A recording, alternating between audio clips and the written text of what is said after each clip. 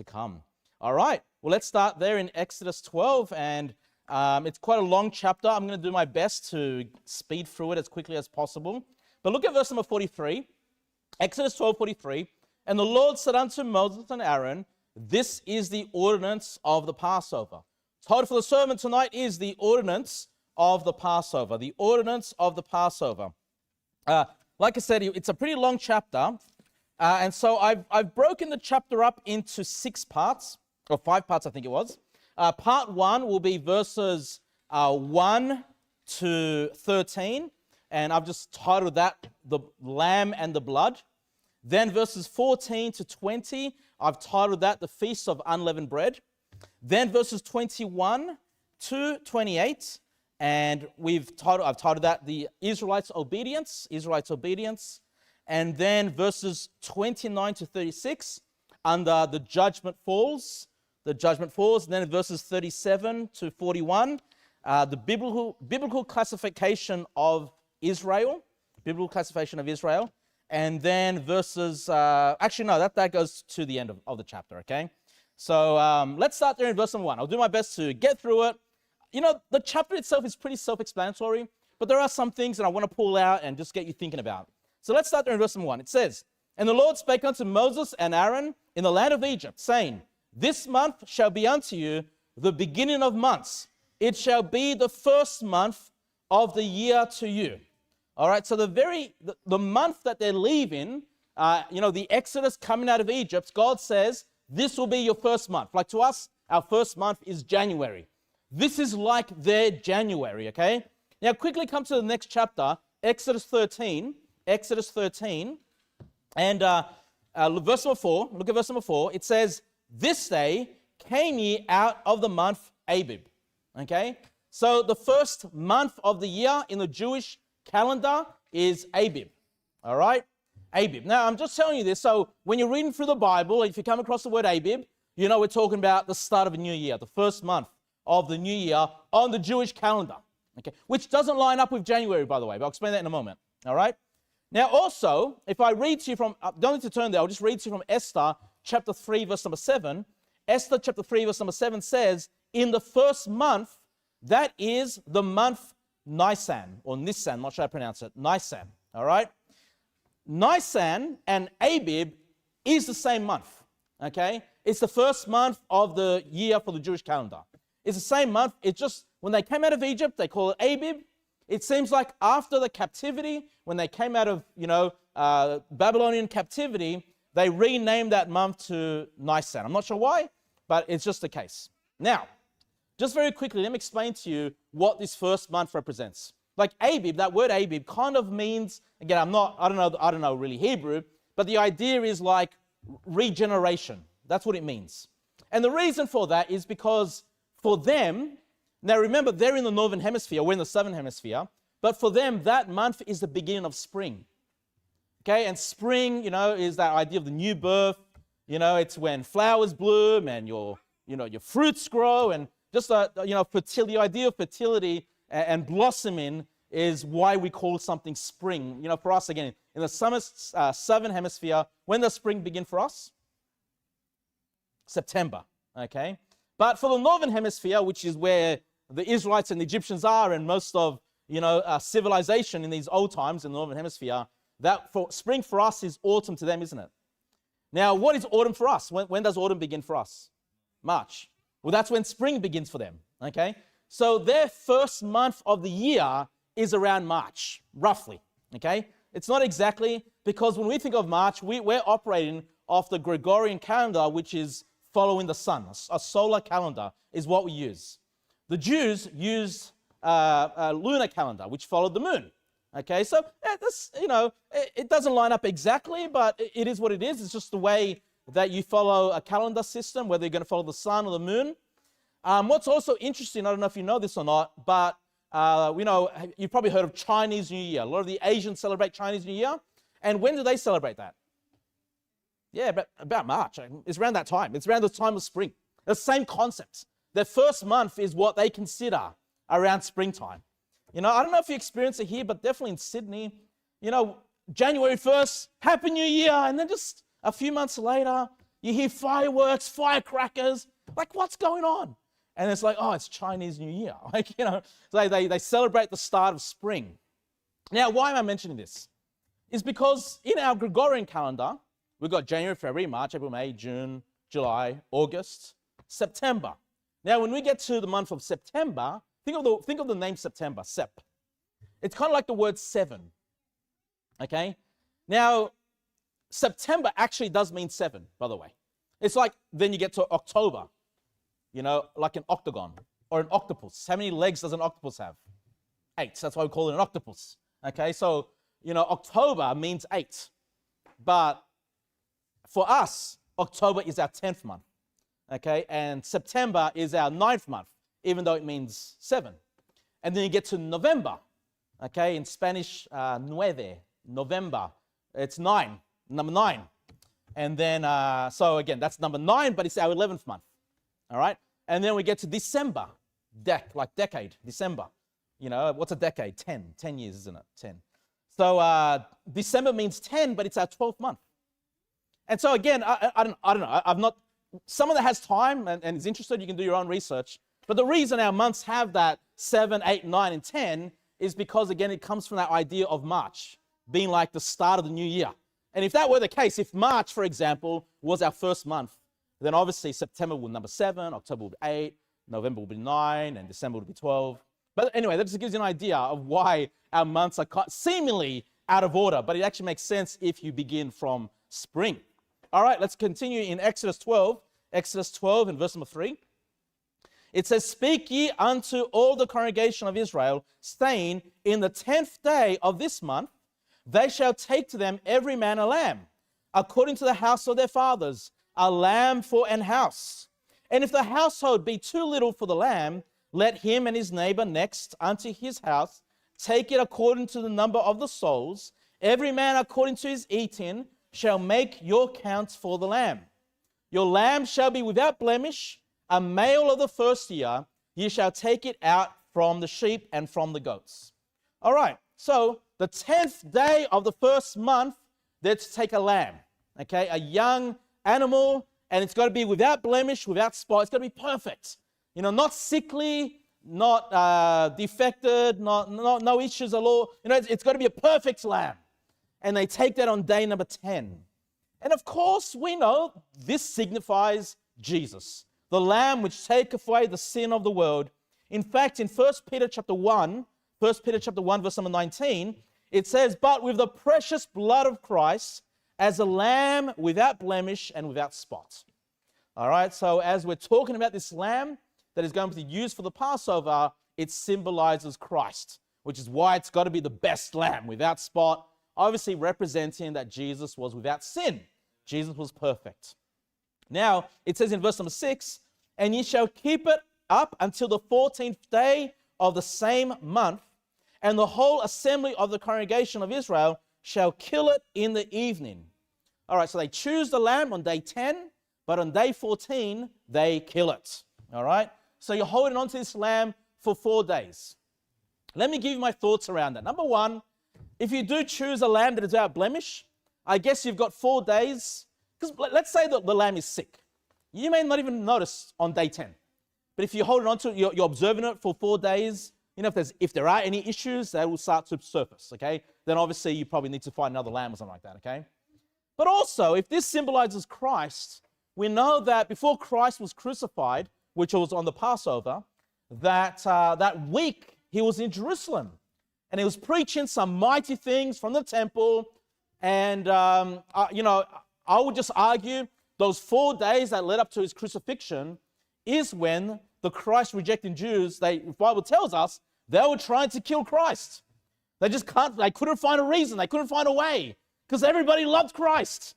We can't just take this man and kill him, what do we have to say? And then obviously Judas Iscariot later on would find a way to betray Jesus and bring him into their hands. And so I think the idea of the 4 days is that you hold on to it for 4 days, you don't kill it, you can't kill it then, kind of symbolizing that Christ would, people sought to kill Christ before his crucifixion, but it took that time to finally be killed. Anyway, let's continue, verse number 7. "And they shall take of the blood and strike it on the 2 side posts and on the upper doorpost of the house wherein they shall eat it. So you take the blood of the lamb, so you go to your doorpost, apply the blood on one side of the doorpost, apply the blood on the other side of the doorpost, and then apply the blood on the, what do you call that? What was that, sorry? The archway, the lintel. Okay, on top of your head, okay? So as it were, like you're covered by the blood. No matter which way someone looks at your household, sideways or top level view, you're covered by the blood. And some people talk about that representing the cross as well, where Jesus was pierced, and obviously his blood would have been dripping from his hands, and maybe that represents the side, and his head had the crown of thorns, and so that's the upper area. The blood is being shed, probably, symbolically. I'm sure all of these things do represent Christ in a symbolic way. Anyway, let's continue verse number 8. And they shall eat the flesh in that night, roast with fire and unleavened bread, and with bitter herbs they shall eat it. Eat not of it raw, nor sodden at all with water, but roast with fire his head with his legs, and with the purtenance thereof. The word purtenance means like your guts, like just everything. Roast it all in fire, okay? So you're not to boil it, you're not to put it into water and boil the lamb, you're not to eat it raw, you've got to fire up like a barbecue, okay, and eat it roasted, as it were. And, you can turn there if you want. I'll just quickly read to you from John 6:54. Jesus Christ was one day teaching. And in John 6:54, he says, Whoso eateth my flesh and drinketh my blood hath eternal life, and I will raise him up at the last day. So just as they ate of the Passover, literally, then Jesus Christ teaches, well, if you want to have everlasting life, eternal life, you have to eat of my flesh. And was Jesus Christ speaking literally? No, he was not speaking literally. Because later on in verse number 63, he says these words, It is the spirit that quickeneth. Quickeneth means make alive. It's the spirit that quickeneth. The flesh profiteth nothing. Like even if you got Jesus' flesh and ate it, it's not going to benefit you. Okay? It's the spirit that quickeneth. It's the spirit that gives life. All right? And then he says, the words that I speak unto you, they are spirit and they are life. So Jesus says, look, I'm not speaking literally. You don't eat of my flesh literally. I'm speaking to you spiritually. Okay? And then he says in verse number 64, but there are some of you that believe not. For Jesus knew from the beginning who they were that believed not and who should betray him. All right. So when Jesus Christ says, eat of my flesh, what he's really speaking of, teaching spiritually, is about believing on Christ. If you have believed on Christ, you've put your faith and trust in him alone, then you have spiritually eaten of his flesh and drunk of his blood. All right? But all of these things that the Passover lamb would represent, of course, would ultimately be fulfilled in Jesus Christ. Exodus 12 and verse number 10. And ye shall let nothing of it remain until the morning, and that which remaineth of it until the morning ye shall burn with fire. All right, so this burning with fire is not just roast it up, reheat it. No. Eat as much, try to finish the lamb off. Okay, if you've got a big enough household, or if you don't have a big enough household, invite your neighbors over to eat of your lamb. I mean, this would make sense. I'm sure some people were poor, and maybe they couldn't afford a lamb, but the neighbors could afford it, so they would go to the neighbor's house and eat together. But whatever they could not eat together was to be completely burnt. Okay? Nothing should be left. No remains, no leftover. Just burn the rest of it. And I believe, and I think we can prove this later on in this chapter, is that, remember, the Egyptians had their cattle destroyed, had their water system wiped out, their fish wiped out. They're probably exceedingly hungry. And I can imagine potentially if you've got a roast lamb, right, and Israelites leave it because they're going to exit out of Egypt, that probably the Egyptians would go into the camp and eat of the lamb, And obviously, as they're not representing God's people, they should not eat of that lamb, because eating of that lamb represents believing on Christ. All right, so the Egyptians, the majority of them anyway, were unbelievers. So I believe, symbolically, they represent unbelievers that should not eat of the lamb because they have not yet believed on Jesus Christ. And again, I'm not just making that up. I think as we keep going on, I'll show you why I'm saying that, because I think God proves that later on. Well, let's continue in verse number 11. And thus shall ye eat it with your loins girded, your shoes on your feet, and your staff in your hand, and ye shall eat it in haste. It is the Lord's Passover. All right, so be fully clothed, have your coat on, your shoes on, your belt on, your staff, and eat it fast, eat it in haste. So you got to listen, some of us are fast. I'm a fast eater. Some of us are very slow eaters, my wife, for example. We're like, honey, we got to eat this fast. Come on, you got to keep up. I was out with Christina, and we go out for dinner. She's like, you finished already? It's like God says, eat it in haste. God's okay with eating fast. All right, because obviously, we know that this final plague will fall upon Egypt, and Pharaoh, in his anger and his, sorrow, because he's going to lose his firstborn, will send the Israelites away, and they've got to get ready to be sent to go. Because later on in the story, Pharaoh changes his mind. So now's the time to go. Eat it in haste. And again, I believe this pictures that salvation is not a process. The moment you eat of that lamb, the moment you believe on Christ, you exit Egypt. It's not like this, I've got to prove my salvation. Or I've got to keep doing things. No, it's fast. It's haste. The moment you believe on Christ, you're saved. The moment you believe on Christ, you're out of Egypt. You're a child of God. You're born again. Right? I believe all of that signifies this truth. Verse number 12. For I will pass through the land of Egypt this night, and will smite all the firstborn in the land of Egypt, both man and beast, and against all the gods of Egypt I will execute judgment. I am the Lord. And the blood shall be to you for a token upon the houses where ye are. And when I see the blood, I will pass over you. And the plague shall not be upon you to destroy you when I smite the land of Egypt. The Passover. God says, I will pass over you when I see the blood. All right? And of course, what God is saying there, I'm not going to judge you. I'm coming to judge. I'm coming to destroy the firstborn of every man and creature. And by the way, I did a bit of further research, and I believe it's the firstborn son here. Okay? I'll show later on why I believe that. But you know what this tells us? That just being a physical Israelite is insufficient for God to pass over you. You have to apply the blood. You have to. God is telling them, apply the blood, and when I see the blood, I'll pass over you. Meaning that if there's a disobedient Israelite family out there that goes, well, it doesn't matter, we're just physically descendant from Abraham. We've got a covenant. We're God's chosen people anyway. We're God's holy people already. God's not going to judge us. God's not going to kill our firstborn. Yes, he will. You've got to be in the blood. You've got to believe on Jesus Christ. All right? And we still have that problem today. People still think that those that call themselves Jews today, and I think I proved that they're not even Jews, really. In many ways, the Jews of the Old Testament, they're Jews of modern day era, whatever you want to call that, redefined. But, boy, the only thing that holds back the judgment of God, the only thing that makes you his people is the blood of Jesus Christ.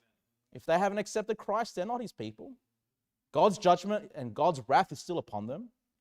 All right? It's important that we highlight this. Obviously, the Egyptians, by large, are not going to do it. But the Israelites, we don't have any reasons to say that some of them didn't do it, but they had to do it anyway. They had to apply the blood. And for us to be saved, we have to be saved by the blood of Christ. It's the only thing. The sacrifice of Christ is the only thing that will cause God to pass over you. That God will not judge you for your sins and send you to hell. It's not, how well am I doing in my works? Do I have to turn from my sins to be saved? No, you just have to believe in the blood. You just have to believe, obviously the blood represents the sacrifice of Christ. All right, he bled, he died, his blood washes us from all our sins, and then he rose again from the dead. Well, let's continue in verse number, where am I up to, brethren? I will pass over you. Oh, yeah. All right, so let's continue. Verse number 14. All right, so the first part was the lamb and the blood.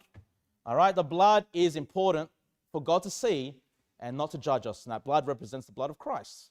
All right, now let's talk about the Feast of Unleavened Bread. All right, so day 14 on the first month, they would kill the lamb, they would eat of the lamb, and they would eat unleavened bread.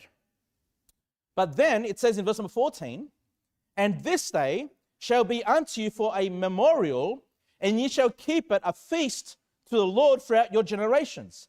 You shall keep it a feast by an ordinance forever. God says, I want you to remember the Passover. So I'm making another ordinance, another feast. Immediately after the Passover, you're going to have another feast. And this other feast is going to be 7 days long. And that whole idea is that to remember the Passover. It's the idea. It's a feast following a feast, so you don't forget the first feast. All right?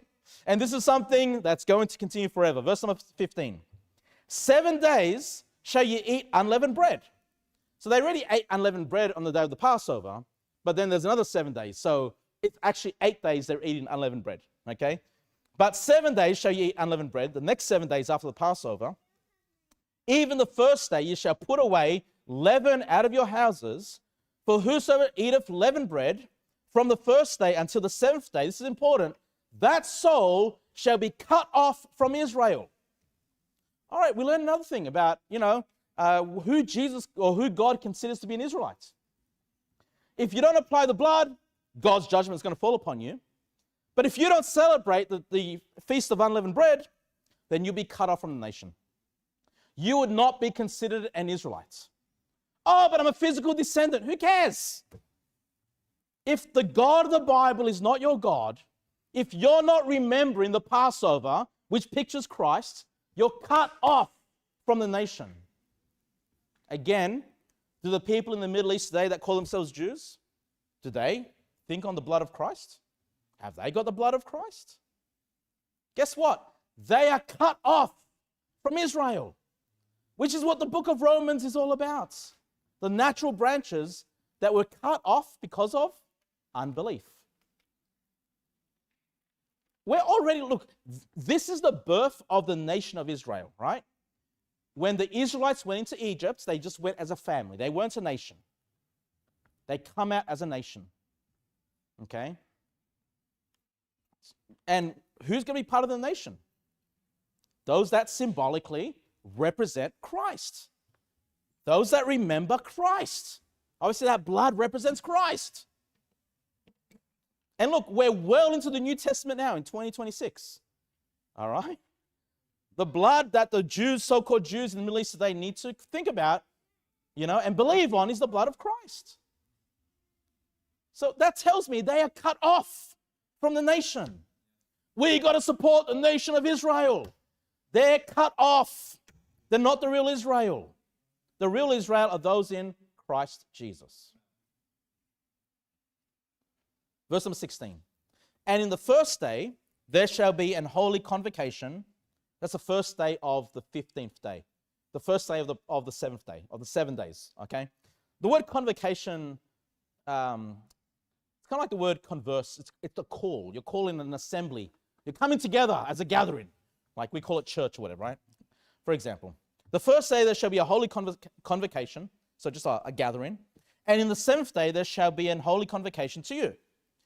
No manner of work shall be done in them, save that which every man must eat, that only may be done of you. All right, so this week is a week of no work. It's a week of Sabbath days, if you want. 7 days of Sabbath days. Okay, instead of just a Sabbath being a Saturday, for example, they've got a whole week of Sabbath. It's a whole celebration remembering the Passover, remembering the blood.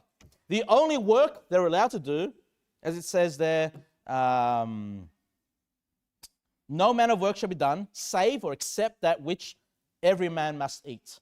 So preparing the food is the only work acceptable during these 7 days. All right? Verse number 17. And ye shall observe the feast of unleavened bread. For in this selfsame day have I brought your armies out of the land of Egypt. Therefore shall ye observe this day in your generations by an ordinance forever.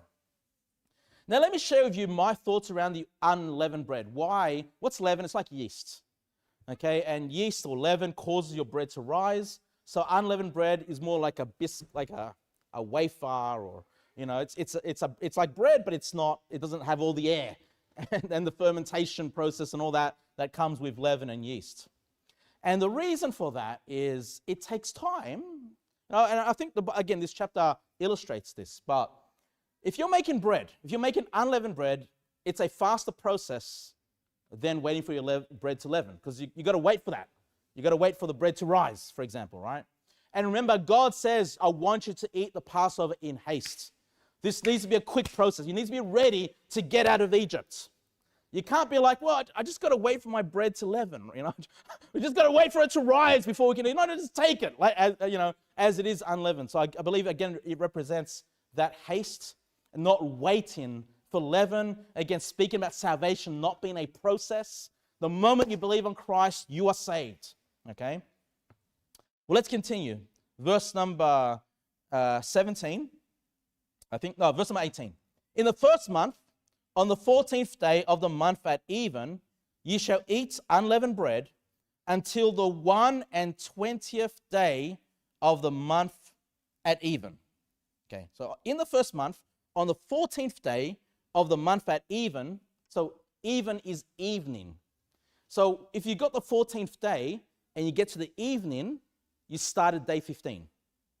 I don't know if you guys know that. The Jews would begin their days in the evening. Let's say 6 p.m. Not like us, the start of a new day is midnight, right? Midnight is the start of the new day. For them, it was 6 p.m. So the 14th day, let's say it gets to 6 p.m. That's the evening. It's the start of a new day. That's day number 15. And they're to eat of this until day number 21, it said there, right? So 15, 16, 17, 18, 19, 20, 21. There's your 7 days. Okay, and then the 14th day is the Passover. Okay, so again, it's the Passover, they ate unleavened bread, but then they had 7 days of eating unleavened bread, remembering the original day, which is the Passover. Okay, I hope that, if there's something that doesn't make sense, let me know, because I have, spent time looking at all this and trying to work it all out. All right, verse number 19 says, 7 days shall there be no leaven found in your houses. So not only don't eat unleavened bread, God says, I don't want to see any leaven anywhere in your house. Like not even in your pantry. It's not allowed. Get the leaven out of your house. All right? Out of your houses. Sorry, guys, too many verses. Where am I up to? 19. For whosoever eateth that which is leavened, even that soul shall be cut off from the congregation of Israel, whether he be a stranger or born in the land. Now we get some more information. Ye shall eat nothing leavened. In all your habitations shall ye eat unleavened bread. Now what's really interesting, God says if anyone eats something that is leavened, even if it's some other food object, they are cut off from the congregation of Israel. Who is cut off from the congregation of Israel? Only Israelites? No. Whether he be a stranger or foreigner or born in the land.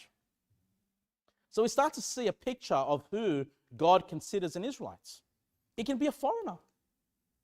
It could be one born in the land. But if any of those two do not follow the ceremony and the celebration and the feasts exactly how God's detailed, which represents Christ, and the hasty immediacy of salvation, then they are not part of the congregation. They're cut off. Meaning, the foreigner was part of the congregation of Israel. The one born in the land was part of the congregation of Israel, but then they get cut off from that congregation. The reason I keep pointing these verses out to you is to show you from the very beginning of the nation of Israel, they were a mixed people. They're already foreigners that said, I'm an Israelite. Joseph married who? An Egyptian. And they had, under Joseph, 2 tribes, Manasseh and Ephraim. Those 2 tribes are half Egyptian, half Israelite, half Egyptian. Okay? And obviously, when it comes to these nations, it's not just the people that are, like it said, born in the land, but sometimes these people had servants, had maids, they had different people that would help the family. If they had, like the sheep, maybe they had farmers, people that would kind of fall under the umbrella of that family. I like these verses because God's showing us clearly that if you want the God of Israel to be your God, you are considered part of the congregation of Israel. And we'll prove that as we continue in this passage. Now, brethren, again, what verse am I up to? Someone can help me out. 21. Thank you. All right, cool. So now we're up to the third part. The Israelites' obedience. Okay? So verse number 21. Then Moses called for all the elders of Israel and said unto them, draw out and take you a lamb according to your families, and kill the Passover. And ye shall take a bunch of hyssop, and dip it in the blood that is in the basin, and strike the lintel and the 2 side posts with the blood that is in the basin, and none of you shall go out at the door of his house until the morning. For the Lord will pass through to smite the Egyptians, and when he seeth the blood upon the lintel and on the 2 side posts, the Lord will pass over the door and will not suffer or not allow the destroyer to come in unto your houses to smite you. All right, very interesting. So God says, I'm going to pass through Egypt. All right, when he sees the blood, he'll pass over you. But the one who's actually doing the killing of the firstborn is an angel called the destroyer. Verse number 23 at the end again. And will not suffer, will not allow the destroyer to come in unto your houses to smite you. Okay, so there is an angel called the destroyer. You guys following along there? Like we know of Gabriel, we know of Michael, the archangel. Well, we know of another one called the destroyer. Now, if you can, keep your finger there. Come with me to 1 Corinthians chapter 10. Come with me to 1 Corinthians chapter 10, please. Now, the destroyer is not the devil. The destroyer is not, a demon or something like that. It is one of God's righteous angels. All right? And when God, again, the Bible gives us a bit of an insight into the angelic spiritual world, but it's not really the emphasis of the Bible. The emphasis of the Bible is man's relationship with God. All right? But if you look at 1 Corinthians 10, and you might recall that the chapter begins with lessons of the Old Testament and how we in the New Testament can learn from the mistakes of the Israelites of old. And when we get to 1 Corinthians 10, verse number 10, we're warned here, neither murmur ye. Okay, so don't whine, don't complain, and neither murmur ye, as some of them also murmured and were destroyed by the destroyer. So there are other times after they've come out of Egypt when the Israelites were whining, complaining, oh, Moses, you brought us here to die. It was so much better in Egypt, and God would judge the Israelites, and many of them died. Thousands would die. But there was one case here, the Bible tells us, that God sent the destroyer once again. So the destroyer isn't someone that God uses just to wipe out Egyptians or non-believers. But sometimes when it comes to God's people, God might bring the destroyer upon his people. All right, and again, I don't know. If you've been saved long enough, you've probably experienced the chastisement of the Lord. And I don't know, going back, 6 months ago, I can't remember what it was, we lost our fridge and our oven in the same week. I don't know if the destroyer came along. I don't know, I don't know if it was a chastisement of the Lord, but it caught my attention. It's like, these aren't cheap objects to replace, It's a bit of a headache losing both your oven and your fridge when it comes to feeding a large family. All right? But I'm just trying to show you that sometimes God will judge, and the warning there is that he will judge the Israelites if they don't apply the blood. The destroyer might smite them if they don't apply the blood. And of course, the destroyer would come and kill the firstborn of the Egyptians. Come with me to another passage, please. Come with me to Revelation chapter 9. Revelation 9. I believe we get proper names given to the destroyer in Revelation 9. Revelation chapter 9. Revelation chapter 9 and verse number 11. Okay, Revelation 9, verse number 11. You may look, I don't want to make this about the end times, but there is in the Bible a place called the bottomless pit, which I believe to be hell. Okay? Now, the Bible many times references hell as the pit. And there is an angel that has the key to this bottomless pit. He's been given the authority and the power to open up this pit. Okay, and you might recall he opens it and allows these demon locusts to come and sting men upon the earth. This is when God brings wrath upon the earth. And there's another time when this angel, with the same key, binds the devil during the 1,000-year reign of Christ. And, the devil is bound in the bottomless pit for 1,000 years. Okay? This devil has great power. Well, in Revelation chapter 9 and verse number 11, it says, and they had a king over them, that's the locusts, which is the angel of the bottomless pit, whose name in the Hebrew tongue is Abaddon, but in the Greek tongue hath his name Apollyon. All right, so if you go and look at the Hebrew word Abaddon, you know what it means? It means destruction. And if you go to the Greek meaning of the word Apollyon, it means destroyer. Okay? God says a destroyer might smite you if you don't have the blood upon the posts. You know, the Israelites that murmured and one complained were destroyed by the destroyer. Apollyon means destroyer. Okay? And as I said, Abaddon, the Hebrew word, means destruction. I mean, it's pretty much the same word. Okay? Destruction, destroyer.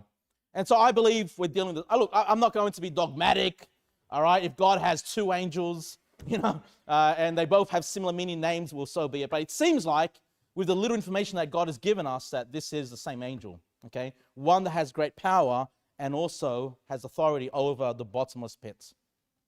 All right. Hope that's kind of interesting to you. If you go back to Exodus 12 and verse number 24, please. Exodus 12 and verse number 24. And ye shall observe this thing for an ordinance to thee and to thy sons forever. And it shall come to pass when ye be come to the land which the Lord will give you, according as he hath promised, that ye will keep this service. And it shall come to pass when your children shall say unto you, what mean ye by this service? So God's expecting, or Moses is expecting, once our kids grow up, they didn't grow up in the Passover time, but they're like, why are we eating 8 days of unleavened bread? Like, what's this all about, Dad? What's this all about, Mum? Right?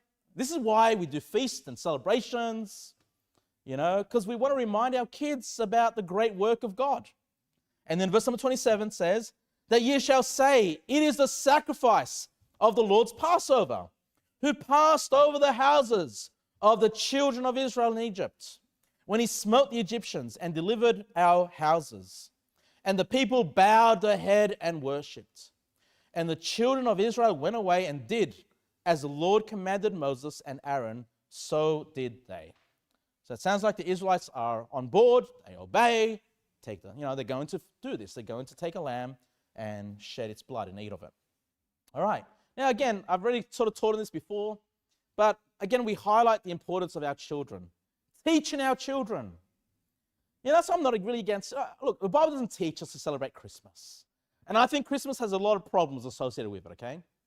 But overall, you know, if we're teaching our family that we're just thanking God, we're rejoicing in the birth of Christ, you know, our kids will, you know, and you know, the giving of gifts, ultimately, the greatest gift of all was Jesus, that he came into this world, a baby that would be born to die. And, you know, the kids, they like Christmas, right? They get the presents, they have a good time, they eat well, probably better than they have during the year. They just enjoy the time. And, you know, that's a great time, parents. Well, this is why we do this. So we remember that Christ came into this world. There's a reason why we celebrate Easter. And I don't mind the chocolate. It's like, oh, the egg, this and that, pagan things. Just an egg is not pagan in of itself. Chocolate is not pagan in of itself. I mean, look, if you have a conscience issue with that, don't do it, all right? But if the kids are like, Dad, why do we eat so much chocolate? Normally, you don't let us eat chocolate. But when it comes to Easter, you just let us eat. And people get, what's this all about? Well, we're celebrating Easter. We're celebrating the death of Christ, you know? And I think it's wonderful. You know, the Bible tells us that from time to time, we also have the Lord's table, the Lord's Supper. So we eat together and, you know, we take things seriously for a moment. We think about the wine, and non-alcoholic wine, by the way. Because what makes wine alcoholic? Yeast or leaven, if you want to put it like that. Well, there was to be no leaven found when the Passover was remembered. And when we eat the bread, we make sure it's unleavened bread, okay? Look, the New Testament doesn't tell us it must be unleavened bread, but they were eating the Lord's Supper when they were preparing for the feast of the unleavened bread. Obviously, what was available to them was unleavened bread. Like, you can put that together at least. So I like that. I like the idea of removing the leaven, you know. Again, if, you know, the lamb being without blemish, without spot, we're remembering that God is without sin. And, when the kids ask, why do we do this? What's this all about? These random times, these rare times that we eat of the bread and we drink this juice. What's that? So the juice is the blood of Christ. We're remembering his blood. The bread represents his body, his broken body. And these are good things for our kids to see and observe, and to think about what the Lord has done, the great works that God has done. We need to teach our children. And, let's get to verse number 29. The next part now, the judgment falls. The judgment falls upon the Egyptians. Verse number 29, and it came to pass that at midnight the Lord smote all the firstborn in the land of Egypt, from the firstborn of Pharaoh that sat on his throne unto the firstborn of the captive that was in the dungeon, and all the firstborn of cattle. So you may recall from the previous chapter, it's the firstborn of humans, regardless if you're powerful or poor, and the firstborn of your animals, whatever's left. I mean, the animals have been decimated by the plagues that have come before, but whatever's left, they're going to lose their firstborn. Now, last week I was like, something just in my head was like, is it the firstborn of men? Or is it not? I couldn't, is that biblical or is it just something I've heard? So I thought I'd do a little bit of research, okay, and share. Look, first of all, the Bible doesn't tell us, like, in black and white that it's the firstborn males. Like, it doesn't tell us, like, just clearly. But there are verses that I believe strongly lean toward it being, the firstborn of men. And you might say it's clear enough for you to be the firstborn of males. So if you can, just keep your finger there. Come with me to Exodus 4. Come with me to Exodus 4 and verse number 22. Exodus 4 and verse number 22. Exodus 4:22. So this is when God's telling Moses, you're about to do this great work for me in Egypt. Verse number 22 says, and thou shalt say unto Pharaoh, thus saith the Lord, Israel is my son, even my firstborn. And I say unto thee, let my son go, that he may serve me. And if thou refuse to let him go, behold, I will slay thy son, even thy firstborn. So it looks like that the firstborn represents the boys, the sons there, right? Seems like to be the case. Come with me to another passage now. Come with me to Exodus 13. Exodus 13. Exodus 13, which is the next chapter, of course. So I'll just give you the context of what we're about to read in Exodus 13. So after the Israelites leave out of Egypt, Moses starts thinking about offering a sacrifice to God. That's why they were leaving. They were going to serve God. They were going to serve, offer a sacrifice. And so in Exodus 13, verse number 15, we have these words. Exodus 13:15. And it came to pass, when Pharaoh would hardly let us go, that the Lord slew all the firstborn in the land of Egypt, both the firstborn of man and the firstborn of beast. Therefore I sacrifice to the Lord all that openeth the matrix, being males. But all the firstborn of my children I redeem. All right, so it's like what we're learning here is because, God, we are sacrificing the firstborn of the Israelites, as it were, of the animals, obviously, but the firstborn of the Israelites, as far as human being goes, they get redeemed. All right, but it's very specific, being males. And what led to that is, therefore, because God did something, therefore our males are offering a sacrifice. So it sounds like, by putting these together, obviously, that the angel, the destroyer, killed the firstborn males of these families. Again, we don't have it just black and white stating that, but when you compare these other verses, that seems to be the stronger position than just any firstborn boy or girl. All right, back to Exodus 12, please. Exodus 12. If you have some other if you know some other verses, let me know. But I can't. I was reading everything. I couldn't really, get that clear. That's clear, black and white. But again, I think, it is the firstborn son. I think I will lean very strongly about, on that position. Verse number 30, please. Verse number 30. And Pharaoh rose up in the night, he and all his servants, and all the Egyptians, and there was a great cry in Egypt, for there was not a house, where there was not one dead. All right, so that's like me losing Nicholas. I wake up and Nicholas is dead. Sorry, Nicholas. And I'm not the firstborn in my family, so I would live. But that would be my older brother. You know, I get news from America, your older brother's passed away. Everybody dies. I mean, this news would quickly spread throughout all of Egypt. Every firstborn. And if it is the firstborn of men, usually those that work are the men. I mean, not only is Pharaoh losing his slave labor, but he's losing a lot of every family's got some firstborn man, just about. Right? I mean, you're losing a lot of the economic power that drives a nation.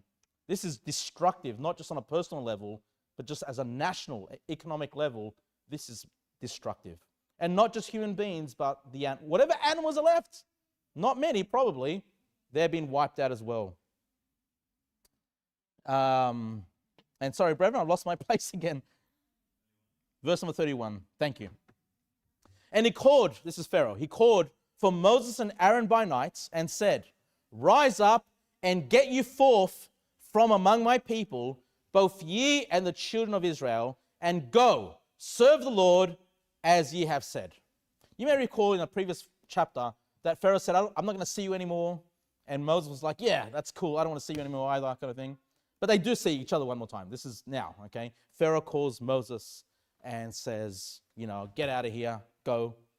And verse number 32, also take your flocks and your herds, as ye have said, and be gone, and bless me also. This is a crazy word. Moses, before you go, please bless me.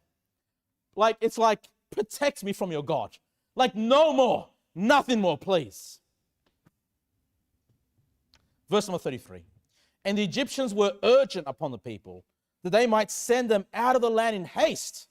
There's that idea, sending out of the land in haste. You ate in haste, you're being sent out in haste. Salvation is an immediate thing that happens the moment you believe on Christ. For they said, we be all dead men. Verse number 34. And the people took their dough before it was leavened. So we don't have time for the leavening process. We're taking unleavened bread because we're going in haste. So again, I believe the unleavened part of the Passover represents immediate salvation or the immediate leaving out of Egypt. Okay? We're not waiting for this to be leavened. Their kneading troughs being bound up in their clothes upon their shoulders. And the children of Israel did according to the word of Moses. And they borrowed of the Egyptians jewels of silver and jewels of gold and raiment. And the Lord gave the people favor in the sight of the Egyptians, so that they lent unto them such things as they required, and they spoiled the Egyptians. I've covered that last week about lending and finding favor in the eyes of the Egyptians. All right, let's move on to the final. Is it the final point? I think it is the final point. Now we're going to get further insight in the biblical classification of Israel. Who is part of this nation? You say, well, it's all the descendants of Abraham, Isaac and Jacob. Yeah, but if they didn't apply the blood, they'd be cut off. If they didn't eat the unleavened bread, if they didn't celebrate this, they'd be cut off from the nation. The foreigners, they had to do this as well. So God's already considering foreigners, others that are not physical descendants, as part of the nation. We already have 2 of the tribes that are half Egyptian. All right? Verse number 37. And the children of Israel journeyed from Ramesses to Succoth, about 600,000 on foot that were men beside children. All right, so this is where we start to estimate the number or the size of this nation now. We learn that when it comes to the Israelites, they are 600,000 men, not the children. All right, and in a normal population, it's about 50-50. So if there's 600,000 men, there's roughly 600,000 women. So now we have 1.2 million, okay, as a nation. But we're not counting the children. Now, I don't know how you count children. I don't know what it is. Let's say for every adult man, there's a boy. And for every adult woman, there's a girl. Let's just say that children, okay? I don't know. So that's 1.2 times 2. Now we have 2.4 million people that are leaving Egypt. All right?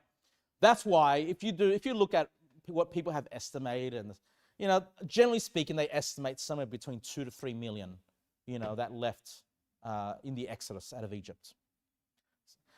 But look, right now, when it says the children of Israel, I do believe that's just speaking about the physical descendants, the ones that do physically come through the line of Abraham, Isaac, and Jacob.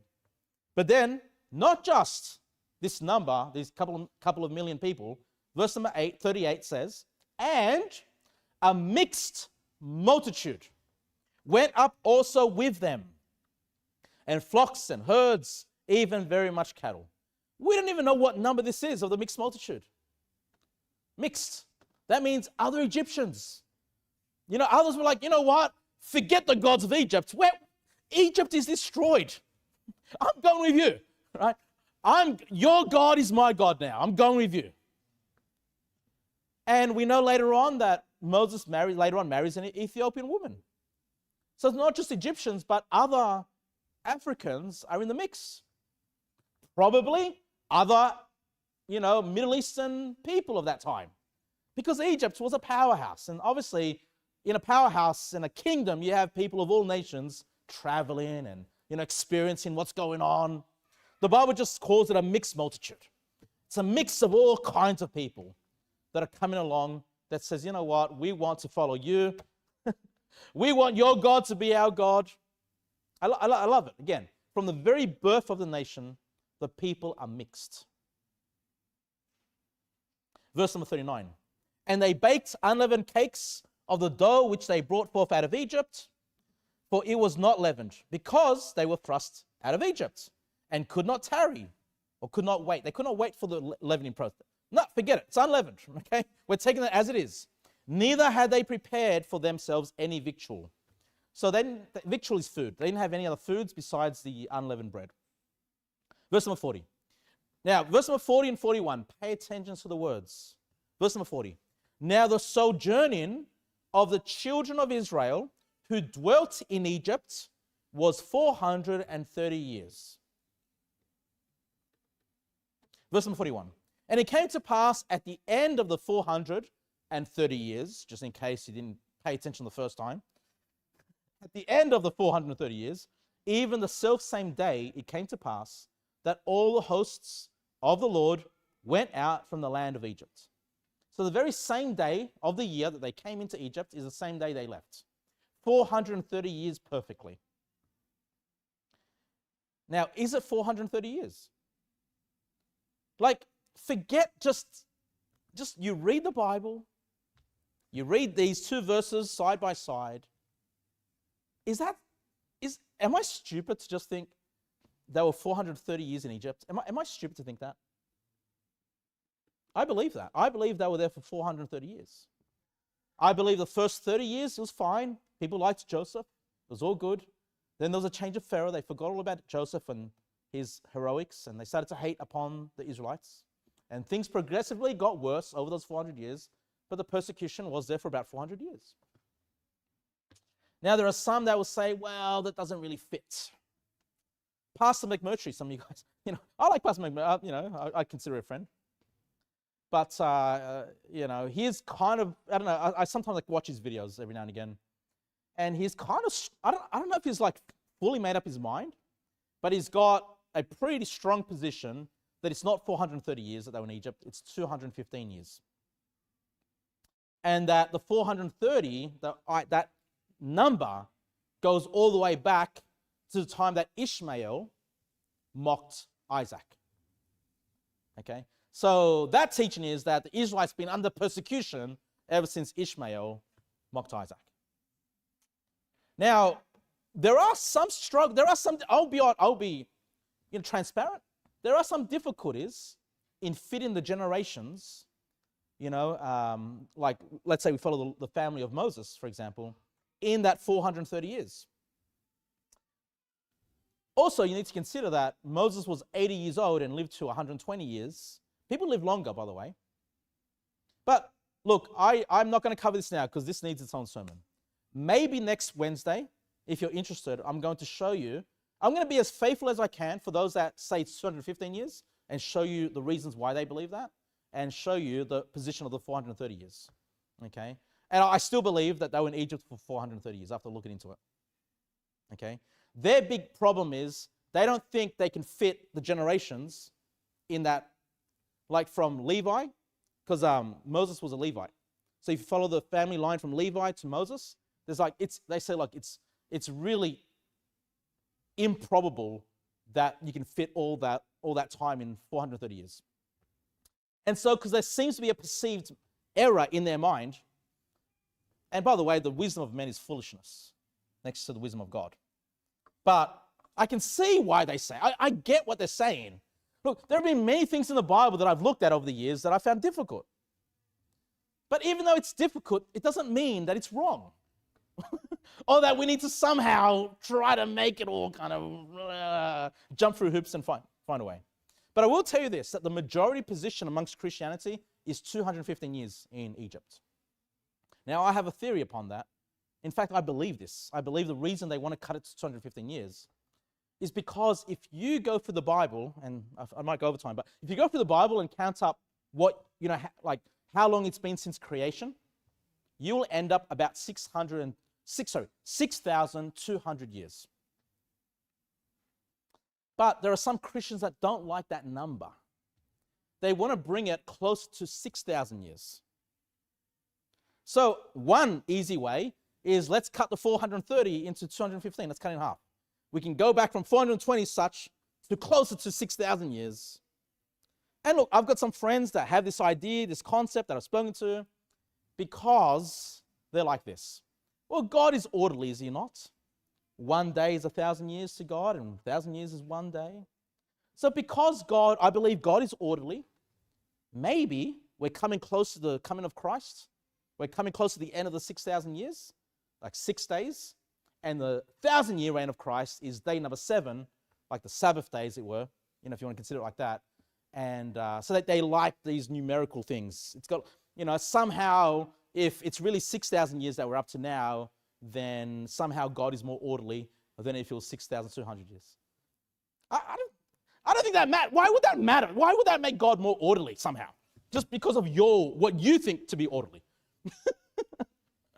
But that's one way. One way to try to bring it back to the 6,000 years is to go with the 215. Does that make sense to you guys? I'm explaining. And I think this is why since like the 1980s, like even the 1960s to the year 2000, and like everyone's like, oh, Christ is about to come. Israel's been made a nation in 1940, and the generation will not pass until Christ comes back or whatever it is, right? People get hyped up. Oh, look, we come to 6,000 years.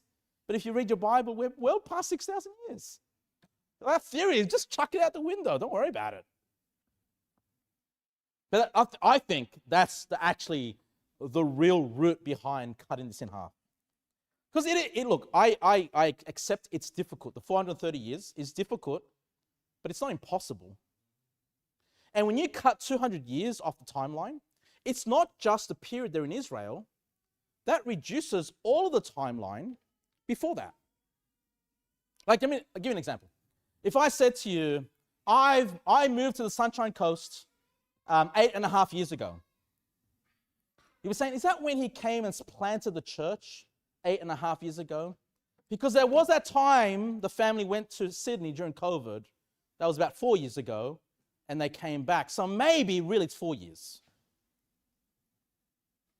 But, for me, 8 years and 4 years makes a huge difference. Like, I know it might just seem like he's talking about when was it that he moved to the Sunshine Coast? No, but there's a lot that leads up to that. For example, 8 years ago, Adrian wasn't born. But 4 years ago, he was born. So when you shrink time, you're not just affecting the time in Israel, you're affecting everything that comes before that, if that makes sense. Anyway, I'm going to teach on this at some point. But what they consider to be difficult, and they try to find an answer and cut it into half, 215, actually makes their position impossible. Okay, but I'll spend some time teaching that. I think it's important because people are going to challenge you, and then, it might unsettle you a little bit. It's like, oh, maybe 430 is not right. Is the Bible not always accurate? And it could bring questions. And I think it's dangerous when I feel the Bible, just when I look, I shouldn't rely on my feelings, but look at the words. seem to be saying to me clearly 430 years, okay, that they were in Egypt. But we'll talk about that some other time. Already spent too much time on that. Let's continue. Verse number 42.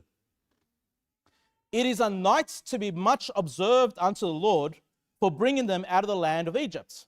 This is that night of the Lord to be observed of all the children of Israel in their generations. And the Lord said unto Moses and Aaron, this is the ordinance of the Passover. There shall be no stranger eat thereof, but every man's servant that is bought for money, when thou hast circumcised him, then shall he eat thereof. You're like, oh, no strangers are to eat of the Passover. No, they can, but they need to be circumcised. Then they can eat of the Passover. Again, what is God showing us? That foreigners can be part of the nation, but they have to be physically circumcised, representing symbolically the circumcision of the heart when we trust Christ, as our Savior. All right, verse number 45. A foreigner and an hired servant shall not eat thereof. So again, I think that's why they burnt the remains if they couldn't finish it, because no foreigner is to eat of it. Like the Egyptians should not go and eat of the leftovers of the Passover. Okay, I think that's why they end up burning the whole thing later on. Verse number 46. In one house shall it be eaten. Thou shalt not carry forth aught of the flesh abroad out of the house, neither shall ye break a bone thereof. Isn't that significant? Don't break the bones of the Passover. Why? Because Jesus did not have any of his bones broken. When they went to break the legs of those crucified, Jesus was already dead. There was no need to break his bones, and that's a prophecy of his crucifixion. Verse number 47. All the congregation of Israel shall keep it. All the congregation of Israel shall keep it. Who does that include? The foreigners that are circumcised, the foreigners that obviously want God to be their God. They are part of the congregation of Israel.